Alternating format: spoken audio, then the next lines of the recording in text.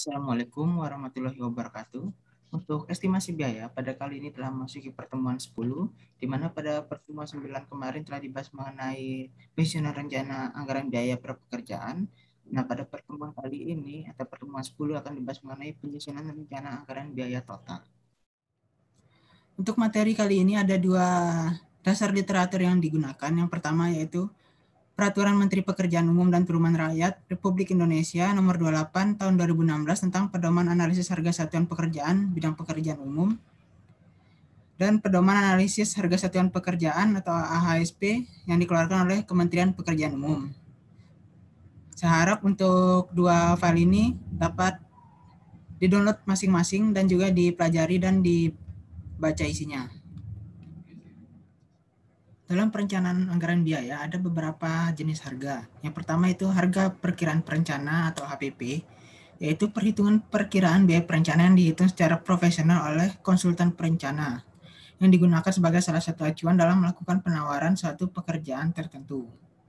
Yang kedua yaitu harga perkiraan sendiri atau HPS, yaitu perhitungan perkiraan biaya pekerjaan yang dihitung secara profesional oleh panitia dan disahkan oleh pejabat pembuat komitmen, atau dengan kata lain HPS ini disusun oleh owner atau pemilik proyek.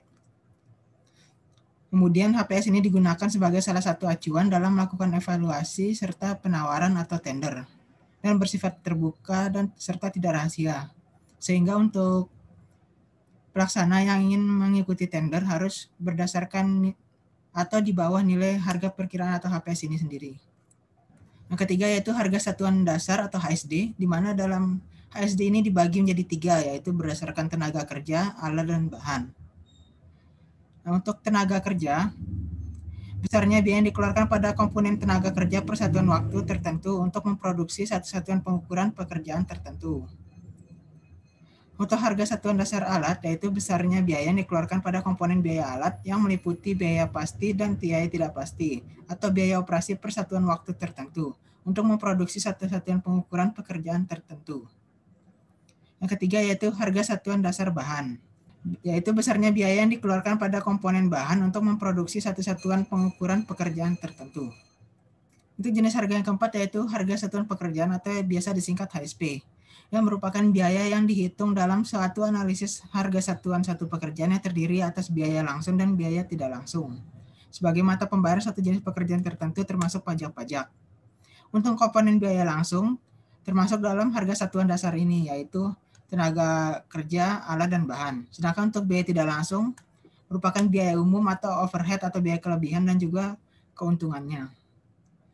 Untuk harga satuan dasar tenaga kerja, ada yang dinamakan standar upah, di mana standar upah ini didasarkan atas dua komponen. Yang pertama yaitu dasar upah berdasarkan UMR atau upah minimum regional setempat.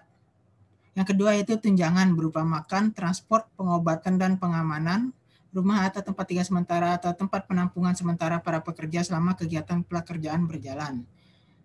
Yang terakhir yaitu perlengkapan K3 selama pelaksanaan konstruksi, di mana dua komponen ini wajib diberikan oleh pelaksana proyek kepada tenaga kerjanya. Untuk UMR berdasarkan lokasi tempat proyek atau pekerjaan dilakukan. Nah, untuk tunjangan ini yaitu di luar dari UMR ini. Sehingga untuk tunjangan ini wajib juga diberikan kepada pekerja oleh pelaksana atau kontraktor konstruksi. Dalam standar upah, dalam sistem pengupahan digunakan satu satuan upah yang disingkat orang hari atau man-day. Nah, untuk dalam satu hari kerja ini dianggap 8 jam kerja termasuk 1 jam istirahat. Jadi jika tenaga kerja bekerja lebih dari 8 jam kerja, maka kelebihannya itu termasuk dianggap lembur. Nah, jika dalam satuan per jam, maka untuk upah per jamnya yaitu upah satuan orang per hari dibagi dengan 7 jam kerja. Karena dalam satu hari jam kerja efektifnya yaitu selama 7 jam, dan 1 jamnya digunakan untuk istirahat.